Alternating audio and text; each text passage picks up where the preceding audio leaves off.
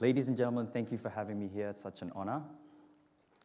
Today, I wanted to share with you some of the learnings that I've made in my journey and weird relationship that I've had with creativity. So this is the title of my talk, Living a Creative Life in Times of Change. I want to share with you some of the things that I've learned traveling from someone who is the furthest away from creativity, cold, the scientist type. I could never identify myself as someone who was creative because my belief system didn't have it, to traveling to someone who's, I got a good creativity practice going on and I'm pretty happy about it. So I just wanted to share with you some of the tools that I use, some of the ways that I look at creativity, because one of the main things that I've learned about creativity is that it's a result of what happens when you interact with life. But in what way specifically? It's when you get to influence life as much as life gets to influence you. So it's a relationship. And I want to talk about that because there's not a lot of focus on creativity as a choice. And if we look at this diagram here, those are some of the words that we've come to associate creativity with. In essence, they are concepts that we've come to build to help us understand creativity. And there's been a lot. But if I have to comment on the general approach that we've been taking, is that we've been having a really intellectual and cerebral approach towards creativity. And which is fine, it's good to see if the reason Mozart was a virtuoso pianist was because when he was young, he was really smart, or he had full range of hearing and all things like that. But that's not the reason why he became a virtuoso pianist. The other side that we never explore, or not never explore, we rarely explore is the element of choice, the element of decision. Could creativity be a way of life? That's something that you choose to become. And that's what I really wanted to, highlight here. And if we think about it like in the iceberg, so if we've been intellectualizing creativity, and that's what we've only scratched the surface. Now, the great thing about icebergs is that only 10% is on the surface. The 90% is down here. So if we analogize that to your ability to feel, there's so much more about creativity that we don't understand, and that we need new paradigms in order to look at it differently, And so it leads us to the question, what is really creativity, and what does it have to do with change? So one of the ways that I like to use myself in order to understand creativity is this way. So look at it through the lens of what you can and cannot control, right? And that sweet spot in the middle, is there like a little thing here? Beep. The thing in the middle there is when creativity happens. So let's have a look at some of the things that you can and cannot control. Life, change, and opportunity. Notice how change, life, and opportunity are the things that we can't control. And the common denominator in those examples is you. So in essence, if you look at creativity this way, it takes it away from something that you inherit to something that you got to work on. So from lottery to something you're working on. It's not entirely out of your control, but it's not entirely within your control either. So you have to build a practice around it. And that's why I symbolize the yin and yang.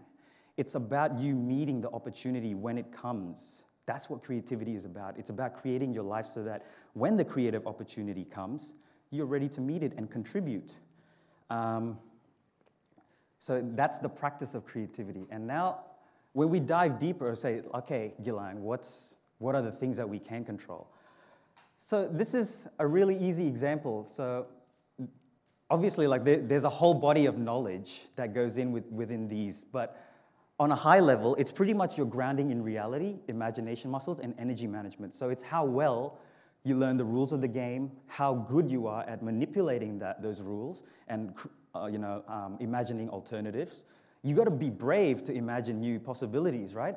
And then the energy management is the price you have to pay. It's the fuel you have to bring towards executing your vision. And these are, if you balance that well, it brings about, you to become at the best possible self when the opportunity meets. And if we look here, obviously we can't control life, opportunity, or change.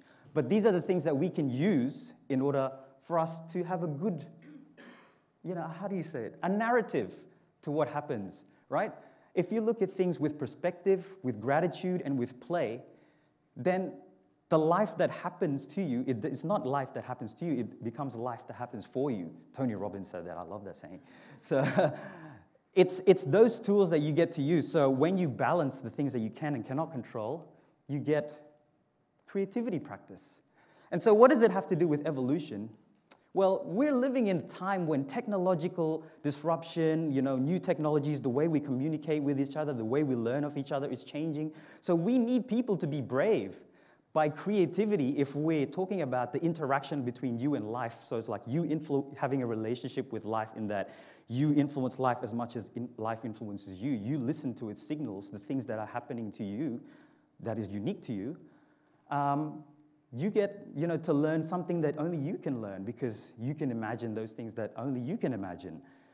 And so this is why the myth of the career in the new age, I think, is a little bit outdated, because back then when you told your mom you wanted to be a painter, you'd be like, no, son, that's silly.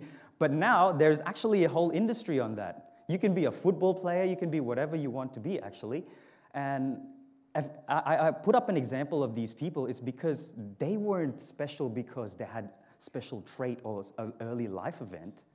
It's because they chose to color the life events to suit their purpose. They adapted with change. They used opportunities and created themselves. It was a choice. It wasn't an inherent thing or a gift. So what? Why should you care about creativity, right? So here's like two little concepts that I use so you can check whether you're more on the creative or on the passive side. So have a look at these two. So these are the 3 domains that you want to keep to have a creative life. It's your relationship with yourself, it's your relationship with others, as well as your relationship with the environment and your surroundings. How does it make you feel? What is the energy? Does it take away from you, or do you sort of like influence it? Because at the end of the day, if you're ruled by hunger and I got to go eat at 3 p.m. and then you've got an important meeting, does that really serve your purpose? And it's like, oh, I have to go see this person, but that person is toxic from you. Then obviously you're living passive rather than a creative life. So back towards that symbol of yin and yang, it's about the balance. It's about you taking influence from life, as well as you influencing life because you're expressing yourself. So it's a tool, it's perceiving and creating reality as you go on. So this is a nice little example, a question that I posed to you guys. A ship in a harbor is safe. That is not what a ship is for.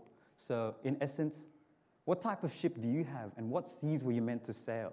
We've got this whole new world where there's so many seas to travel. So what ship were you meant for? Was it for the big ocean? Sometimes we're meant for the rivers. But you give your own meaning. So have a relationship with creativity and perhaps you can, adapt to change better. Thank you so much for your time today.